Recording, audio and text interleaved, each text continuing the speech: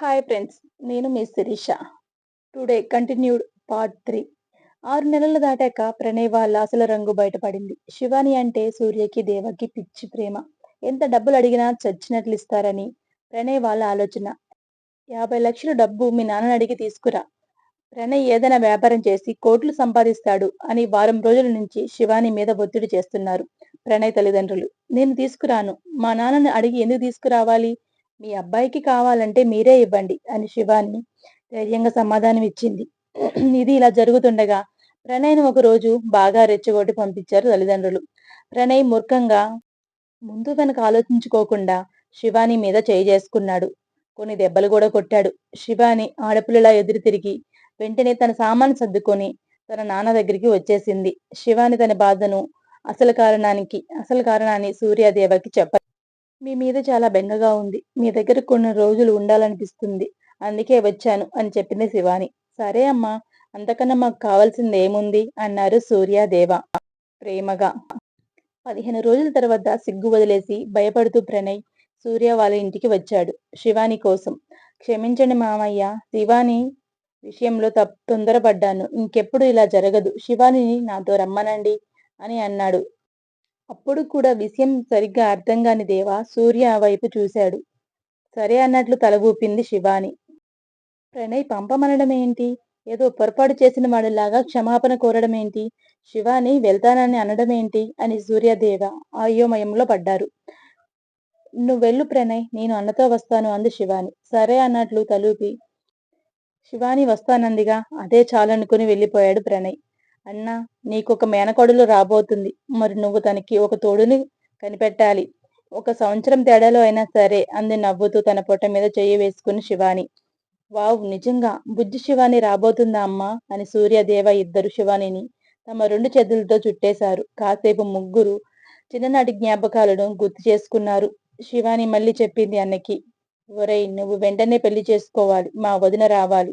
మీకు సంవత్సరంలో బిడ్డ పుట్టాలి. నా బిడ్డకు తోడవ్వాలి అంతే అని. అలా కాదురా, నాన్నకు నేను తోడు, నాకు నాన్న తోడు అని చెప్పబోతుంటే అదేం కుదరదు. నీ మేనకోడల్ని ముట్టుకోనివ్వను కూడా. నువ్వు పెళ్లి చేసుకుని నీ భార్య సమేతంగా నా బిడ్డతో ఆడుకోవాలంది శివాని స్పష్టంగా. దేవాకి పార్వతినిచ్చి పెళ్లి చేశారు. నిరాడంబరంగా వాళ్ళిద్దరి పెళ్లి జరిగిపోయింది. పార్వతికి వయసు ఎక్కువే ఉన్న కుజదోషం వల్ల ఇప్పటి వరకు పెళ్లి కాలేదు. బహుశా దేవాకి పార్వతికి పెళ్లి రాసిపెట్టి ఉందేమో. పార్వతి మంచి అమ్మాయి, సూర్యని బాగా చూసుకుంటుంది. శివానికి తల్లి లేని లోటు కొంతవరకు తీరుస్తుంది. ఇహ దేవాకి అయితే ఇన్ని రోజులు ఆలస్యం చేశానే, పార్వతి లాంటి మంచి స్నేహితురాలని పొందకుండా అనే భావన వచ్చింది. శివానికి అన్న పక్కన తోడుగా వదిన రావడం చూసి మనసుకు నిండుగా అనిపించింది. సూర్యకి కూడా ఏదైనా ఆలోచనలో ఒక మంచి సలహా ఇస్తూ తోడుగా ఉండేది. సూర్యలోని ఒంటరితనాన్ని కాస్తంత తగ్గించింది పార్వతి. శివానికి 5వ నెల వచ్చింది. బొజ్జ కాస్త కనిపిస్తుంది. పుట్టింటి సీమంతం చేస్తామన్నారు సూర్య వాళ్ళు. అయితే ఇదే అదునుగా కాచు కూర్చున్న ప్రణయ్ తల్లిదండ్రులు శివానికి తెలియకుండా సూర్యకి చెప్పారు. మేము మీ ఇంటికి శివానిని పంపాలన్నా, శివాని సీమంతంలో మేము ఉండాలన్నా మీరు మాకు 50 లక్షలు ఇవ్వండి. మా కోసం కాదు, మీ అమ్మాయి అల్లుడు కోసం. వాళ్ళు బాగుండాలనే.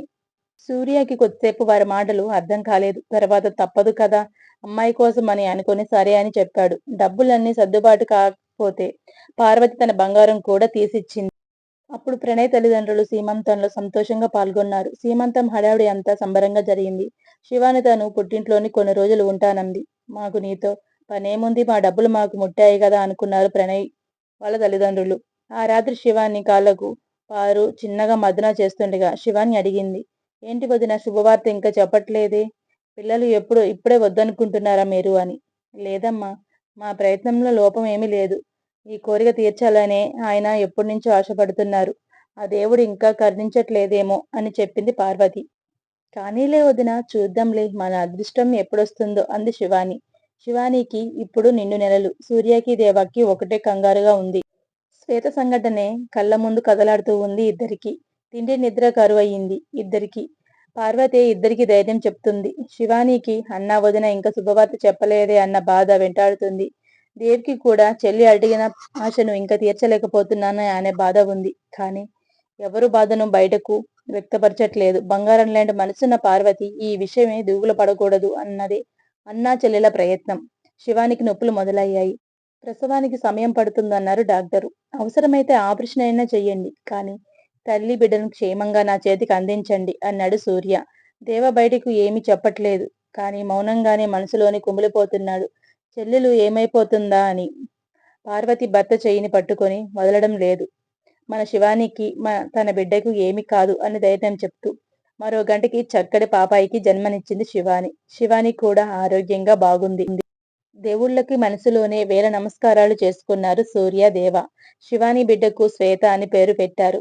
ఆ దురదృష్టమైన పేరు వద్దు అని ప్రణయ్ తల్లిదండ్రులు అడ్డచెప్పబోతుంటే, మీరు మొదటి నుంచి ఇంతే, చిన్న విషయానికి కూడా పెద్ద ఎక్కువ చేస్తుంటారు. ఇది మా అమ్మ పేరు, మా ఇంటికి ఆవిడే దేవత.